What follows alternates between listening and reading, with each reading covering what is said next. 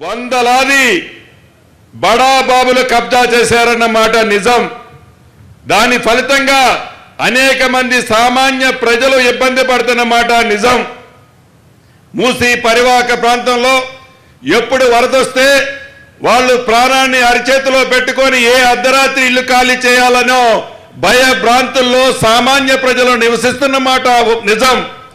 ఈనాడు రాజకీయాల కోసం, ఓట్ల కోసం మాయ మాటలతో వారు అధికారంలో ఉన్ననాడు ఏవైతే స్టేట్మెంట్లు ఇచ్చారో ఆనాడు ఎంఐయుడి మంత్రిగా ఉన్న కేటీఆర్ గారు అనేక వేదికల మీద అనేక మంది అఫీషియల్స్ సమక్షంలో ఎవరి ఇళ్లున్నా బుల్డోజ్ చేయండి అని చెప్పిన ఆ పెద్ద మనిషి ఆనాటి ఆ ప్రభుత్వం ఈనాడు ఇందిరమ్మ రాజ్యంలో పేదోళ్ళకి మంచి చేసే ఈ ప్రభుత్వంలో గౌరవ ముఖ్యమంత్రి రేవంత్ రెడ్డి గారి సారథ్యంలో ఈ మూసీని